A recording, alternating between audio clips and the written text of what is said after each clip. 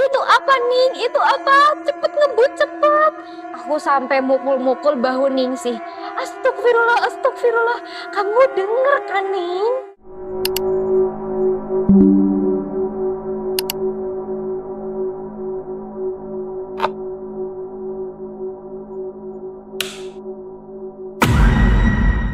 Assalamualaikum sedulur. Matur nuwun sudah klik video ini. Balik lagi sama Nyong Nafa. Hai. Apakah kalian sudah menonton video Nyong yang ini?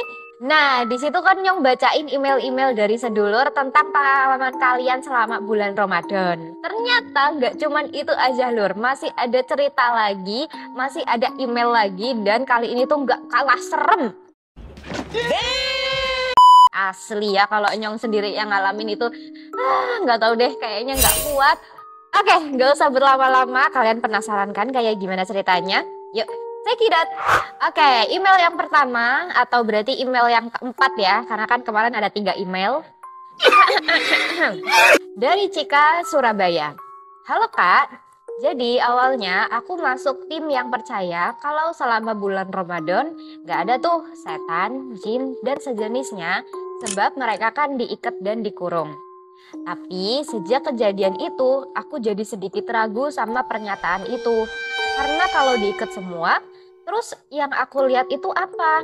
Wah, apa nih? Aku juga penasaran, Nur. Sebelum merantau, aku tinggal di rumah sama kakak dan ibu. Waktu itu Ramadannya masih rame dan asik banget vibes-nya karena belum kena corona.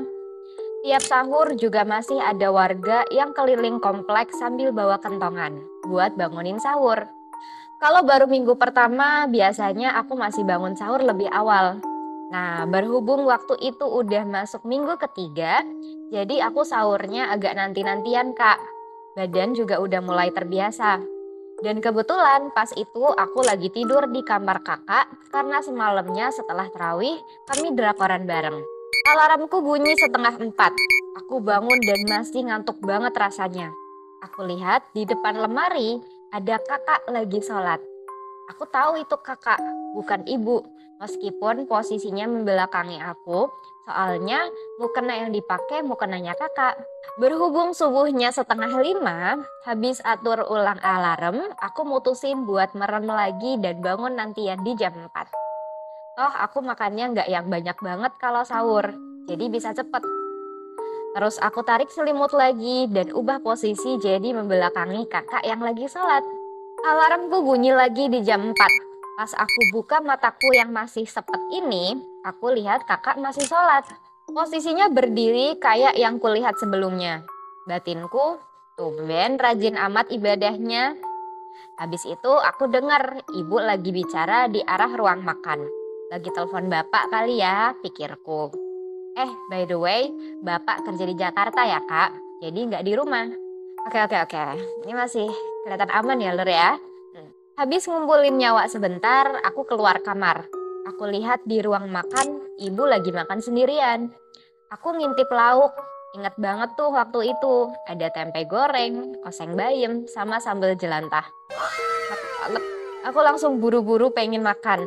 Tapi pas itu aku mau ke kamar mandi dulu. Dan ada orang di dalamnya. Hah? Siapa? Apa bapak udah pulang tapi aku nggak tahu? Aku tanya ke ibu. Siapa bu? Sambil nunjuk kamar mandi. Mbak Ita, ibu bilang. Mbak Ita itu kakakku. Loh, aku auto melek di situ.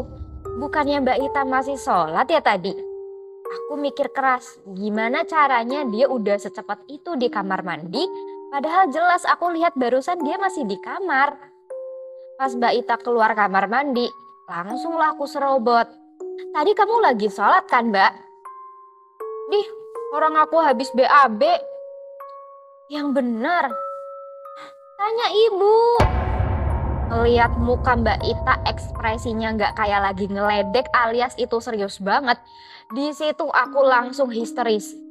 Lah terus tadi siapa yang sholat? Aku inget badanku tuh bener-bener merinding sampai bergidik kak.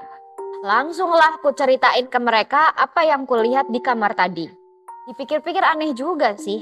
Pas aku udah bangun, selama itu aku nggak ngeh. Kakak berubah posisi jadi ruku atau sujud.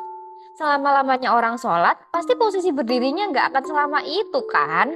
Tapi di situ Mbak Ita malah ketawa, sedangkan ibu cuma senyum sambil bilang, ya udah nggak apa-apa, yang penting nggak ngegangguin. Lagi diingetin biar rajin sholat tuh kamu. Wah, ini cerita pertama sudah lumayan bikin merinding ya Lur ya. Itu jangan-jangan korinnya kakakmu Lur. Waduh, nyong kalau jadi kakakmu itu habis itu nggak berani ke kamar sendirian. Oke, next ya. Email selanjutnya. Assalamualaikum Teh, perkenalkan saya Prasta. Waalaikumsalam Prasta. Izin bercerita, tetapi kisah ini bukan saya yang mengalami, melainkan saudara sepupu saya. Sebut saja namanya Indah. Sudah saya suruh untuk bercerita sendiri, namun anaknya nggak mau. Ya sudah, saya izin bagikan di sini ya Teh. Oke, nggak apa-apa. Ketika maghrib, Indah yang sudah berpuasa sehari penuh dikejutkan karena dia ternyata datang bulan. Dia pun makan bersama dengan keluarga yang lain dengan perasaan sedih. Wah, itu bukan sedih lagi. Gelak kalau bahasa Jawanya itu gelak. Lanjut ya. Selepas Isya, orang tua dan adiknya pergi ke masjid untuk tarawih. Karena dia berhalangan, dia pun di rumah sendirian. Ini udah tanda-tanda nih, lo udah di rumah sendirian itu. Wah, bahaya. Setelah mengunci pintu depan, Indah berniat menonton televisi sambil bersantai di ruang tengah. Belum lama, tiba-tiba dia mendengar ada suara derap kaki berlari dan ekor matanya menangkap bayangan putih berkelebat ke arah dapur yang di sana juga ada kamar mandi. Indah hanya berpikir, oh, mungkin adiknya yang sudah pakai mukena kembali ke rumah lewat pintu samping karena mau buang air. Indah pun berniat untuk meledek adiknya ketika nanti si adik keluar. Tapi dari iklan ke iklan lagi, kok si adik gak muncul-muncul? Apakah sebanyak itu? Tapi kenapa gak ada suara air yang terdengar? Tanpa pikir panjang, Indah beranjak dan mengecek ke belakang. Terkejutlah Indah ketika melihat pintu kamar mandi terbuka dan kosong. Di dapur pun dia nggak melihat ada siapa-siapa. Indah langsung membeku, kepalanya dingin dan jantungnya berdegup kencang. Beberapa detik kemudian, Indah mendengar ada suara dari arah pojok dapur dekat kompor. Badan Indah semakin lemas. Dengan patah-patah, dia bergerak jalan berniat ke kamar. Belum 5 langkah, terdengar lagi ada suara serak dan seolah tepat di samping telinganya. Astagfirullah, aku merinding. Sekuat tenaga, Indah langsung keluar lewat pintu samping dan berlari keluar rumah tanpa alas kaki. Dia berlari ke arah warung konter seberang rumah dan beruntung di sana ada mas-mas penjaga konternya. Indah langsung minta izin dengan menceritakan kejadian barusan. Aku gemeteran. Aduh, kebayang sih lemesnya kayak gimana.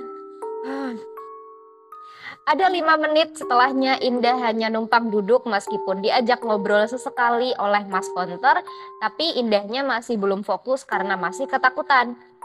Kepikiran juga tadi dia sempat nutup pintu atau tidak ya. Akhirnya dengan sungkan, Indah minta tolong ke mas konter untuk menemani dia mengecek pintu rumahnya. Mas konter bersedia. Gak apa-apa, mumpung lagi sepi di jam segitu, katanya. Kemudian setelah mengunci pintu samping dan memastikan pintu depan juga terkunci, Indah ikut lagi ke konter dan mengungsi di sana sampai keluarganya pulang. Wah, astagfirullah, ini nyok tadi beneran merinding dan kerasa lemes kakinya Lur, ngebayangin jadi Indah. Wah, ya Allah, semoga mas konter sehat selalu ya mas ya. Pahlawan banget nih dia. BTW ya Lur, aku salvok deh sama Mas Prasta, suka nulis ya Mas. Soalnya ini bahasanya bagus banget. Oke, lanjut yuk. Lanjut. Ini email terakhir ya Lur ya. Halo Kak Nafa, nama aku Karina, nama samaran. Halo Karina. Mau share pengalamanku nih Kak, pas sahur sama satu temanku. Kejadiannya pas aku masih merantau kuliah di salah satu kota di Jawa Barat. Aku kos di rumah temanku ini, namanya Ningsih.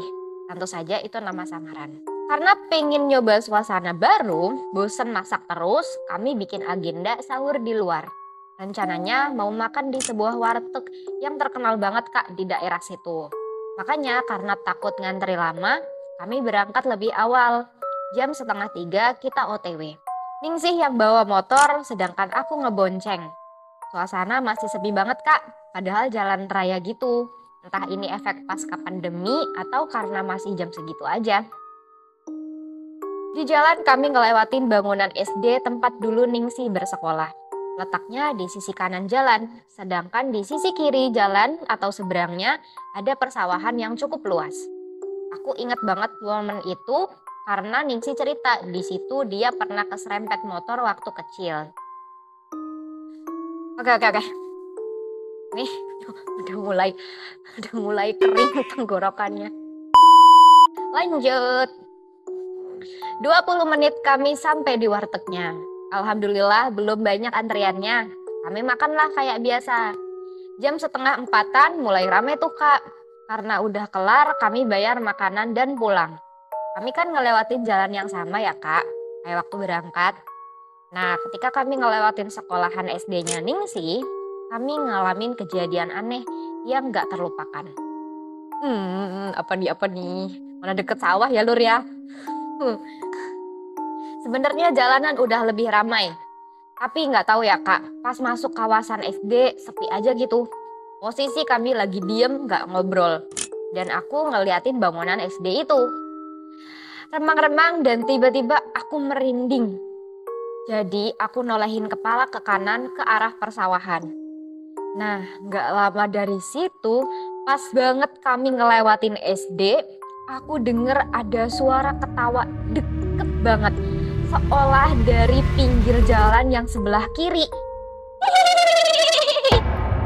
Seketika badanku merinding dari kaki merembet ke atas.